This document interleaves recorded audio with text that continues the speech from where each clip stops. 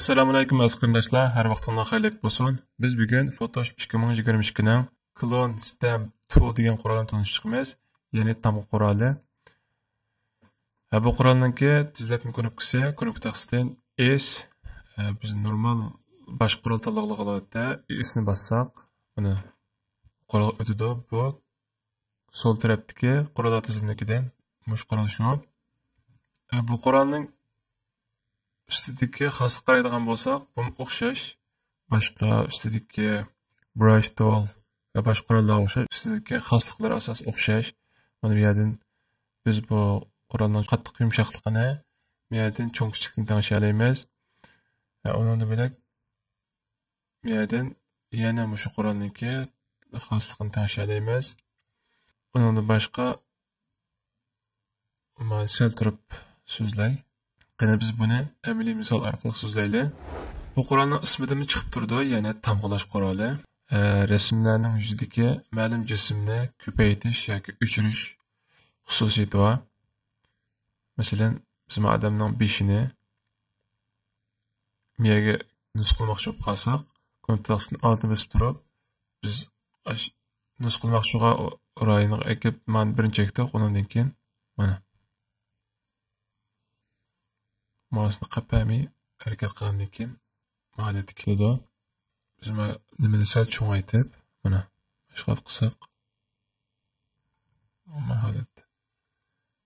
Qarasanglar bu mana o'xshash ko'paydi. Deyishim mumkin, bu oldingi soat dars o'tgan Healing Brush tool bilan o'xshash ekan deb.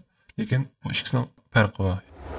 Biz Healing Brush toolninki farqini ko'rib boqaylik. Masalan, biz odamninki gavda qismini miyaga ko'chirib oldik. Endi yana o'xshash Healing Brush tool orqali yana miyaga kelib miyaga ko'chirdik.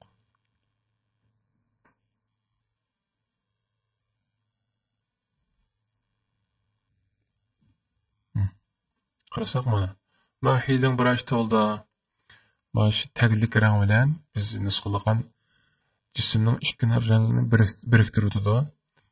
To'g'ri, buning boshqa tanlashlari bor, shu tanlash orqali o'zgartirib bo'ladi. Lekin tamg'alash qurolida biz qaysi rangni, qaysi jismni nega o'tkazsak, o'xshash aynasini ko'chirib keldi. Ikkisiniki cho'ng farqi shu. Undan bilak qarasak, har xil mod bor. Bu mod nima? O'zinglar qilmoqchiga ishingni qarta tanishib ishlasang bo'ldi. Masalan, hozir men normal asli altni ko'chadi. Buni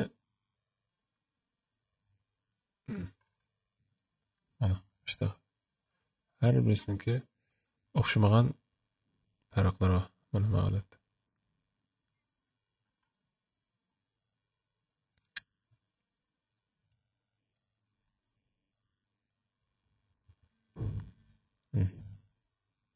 Qara holatda colorni tanishsak, buni o'zinglar mana qayta mashq qilish orqali ko'rib olsanglar bo'ldi. Undan boshqa opacity qanday desanglar, bu o'xshash. Mazlum normal qaytdan mana ko'chirib ko'chirdik. Buni agarda tuvan qilib qo'ysanglar, mana bir xil yeyishib ketgan, birikib ketganda ko'chirdi bu. Mana sen odamning ko'chirib qolsam, mana qancha tuvan qilsanglar, shuncha sus chiqadi bu. Qancha yuqori qilsanglar, 100% qilsanglar, asli oldini ko'chiradi. Mana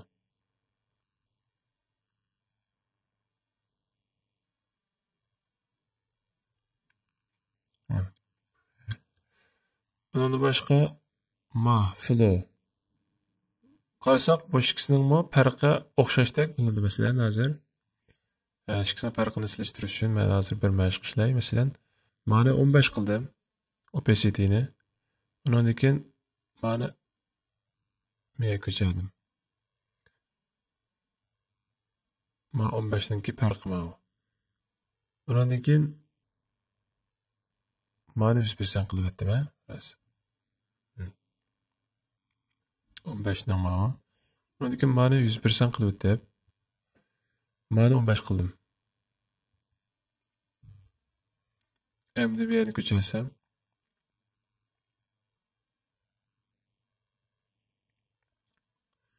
mahorat chiqdi. Endi buni men qayta harakat qilsam, qayta mashg'ulot qilsam, bu 100% holatida qilgandek unum beradi.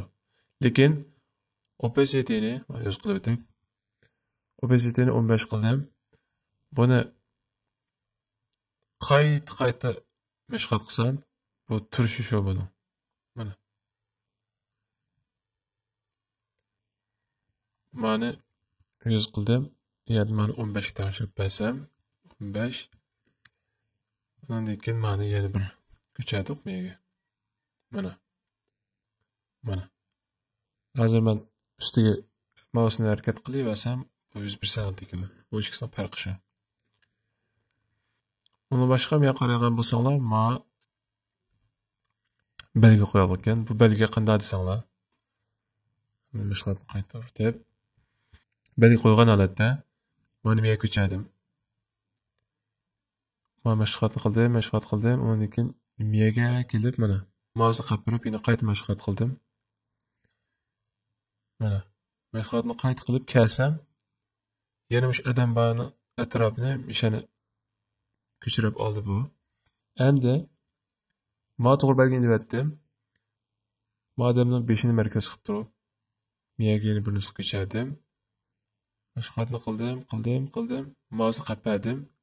Yana ikkinchi qitim mashg'ulot qilsam, mana har bir mouseni qapagan vaqtimda bu shu odamning beshini markaz qilib turib, biya ko'chiraydi. Lekin mani to'g'ri belgi qo'yayotgandan keyin, masalan, yana qayta qildi. Ma beshini markaz qildik. Mana. Hozir mashg'ulot qildim, endi mouseni qapadim.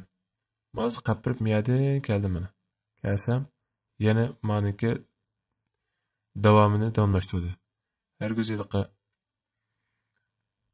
odamning beshini qayta kelib qo'ydim. Miyaga kelib qo'yish sabab qarasanglar mana ustida men miyada mashg'ulot qilmada ustida bir qo'shilgan belgi bor. Qo'shilgan belgi nega tekkan bo'lsa, shuni ko'chiraydi bu.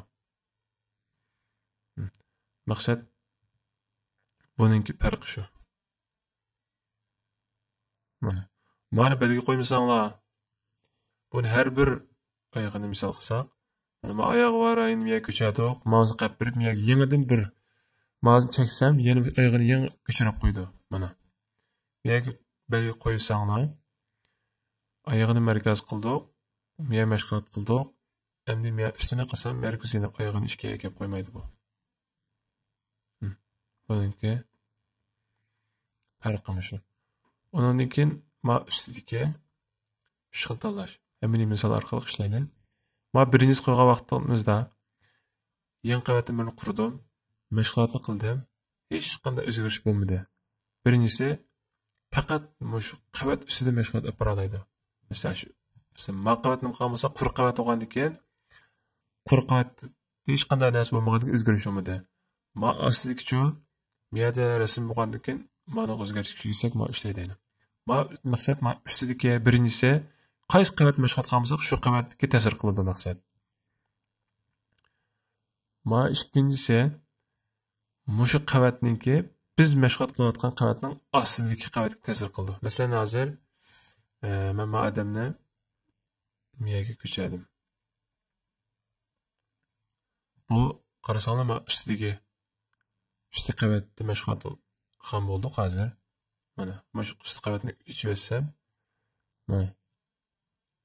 Hozir men ostidagi qavatdan o'rnak olib, ustidagi qavatga nim qildi.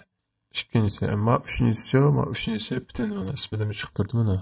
Butun qavatga ta'sir qildi. Shu odatda biz shu ikkinchisida yoki uchinchisida qo'yib turib mashg'ulot qilsak bo'ldi. Biz yana bir misol ishlaylik, yana bir rasmda. Masalan, ma qarasak, ma rasmdagi ma kostyumning ma tugmasi yo'q ekan, bu tegida qolibdi. Agar ma tugmani miyaga o'tkazib qolsak, yana o'xshash qurolimiz orqali tizlam etkilaymiz. O'chirib, buni yangidan bir qavatni qurib, mana muvofiq jo'natib olgandan keyin konektor taqsining altini chekib, bisib turib, mausni bir chekdi, undan keyin miyaga bilan mausni yurishtirsak, ozroq harakat qilsak, mana. Ma'lumot tugmani miyaga kelgan bo'ldik. Undan boshqa, masalan, biz kichik yanchoqni miyaga o'tkazmoqchi qolsak, biz avval miyaninki egiz paskini bir 3 deb, undan keyin boshqa qilaydi. Biz hozir mushahadat kuchaysak, bu yanchoqning sirt tarafiga sirt qaragan tarafni ichiga kelib qo'yamiz. Ichiga qaraganda sirtiga. Chunki mushahadatda bo'lsa, o'yinda chiqib qoladi. Lekin bayamqi yeli so'zlayman degan maqolani mana manchga versak, hozir anda chiqmaydi. Hozir yanchoqning ich tarafi mana hozir tarafga qaradi bu. Endi biz buni miyadan holat ko'chirib deb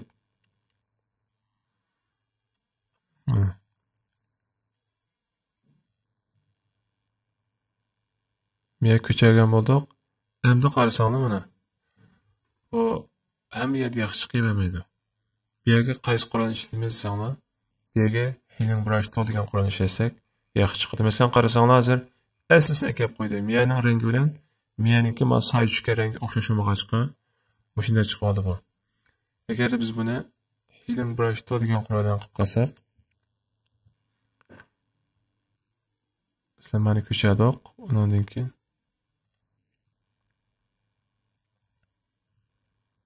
mana qarasak, mana hozir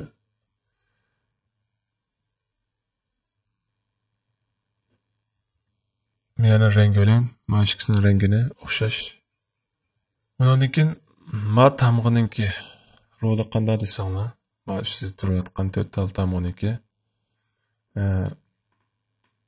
buni bilan tushundiray. Betni sal cho'ngaydi.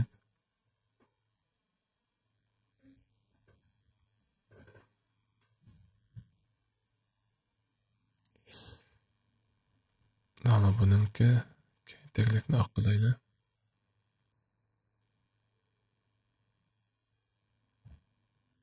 Ma'lumot bo'lsin.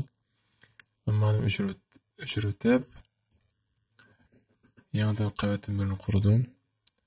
Hamda ustiki tamg'o qanday desanglar, masalan, hozir biz tamg'o quroli bilan galostikniki qismini ko'chirib oldik.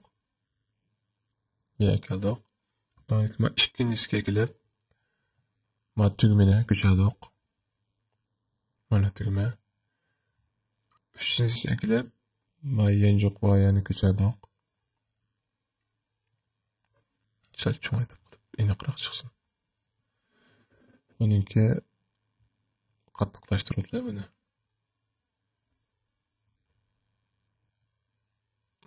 Tag'im qattiq holatda chiqsin. Undan keyin kuynak va o'ng do'lisini miya ko'chirdik. Ma'noda sol do'lisi ko'chirdik. Shunga o'xshash har biri birdan olalaydi bu. Hozir mashg'ulot qilib ketib o'tib, masalan, endi biz miyaga galostikning nimasini eklemoqchi bo'lib qolsak, miyaga biz birinchi Qur'onni tanlasak ham bo'ldi, keldi. Lekin hozir qarasanglar, mana men hozir birinchi Qur'onni tanladim. Ikkinchisi tugma ekan. Masalan, ikkinchisini tanlagan bo'lsam, miyaga belgi qo'ysam, ikkinchisi kelish kerakda. Nima kelmaydi desanglar, miyaga belgi qo'yib, markaz qo'yganlik uchun shun kelmaydi. Shu ma'ni ilib turib, shunga diqqat qilamiz. To'g'ri belgi ilib etgandan keyin, masalan, birinchisi galostikdan keldi, mana. Ikkinchisiga tugmaning keldi. Uchinchisiga yanchoq keldi.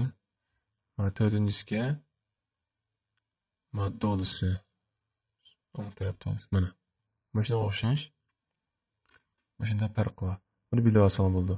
Ya undan boshqa masalan do'lisi sal egiz bosib qolsa, masalan, do'l tarafdan keyin ko'chaydi hozir. x bosilib qolib qolsa miyani gradusini qilish orqali bilaysizlar. Buni qaranglar, mana hozir bunda chiqdi bu. Buni texmi gradusini texmi o'zgartirsak mana shunda. Mana. Bunun farqini miyadan misol qilay. Masalan, hozir biz buni 0 holatda turib, ma odamninki miyani ko'chadiq masalan miyaga. Endi biz buni 50 qilib ko'charsak, qanday o'tadi desanglar, mana. Mana. Holatda yanib keldi. Bunda tushunasizmi bo'ldi? Bu qitimliq darsimiz bu yerda oxirlashdi. Yana bir qitimliq darsda ko'rishguncha salomat bo'linglar. Allohga emanet.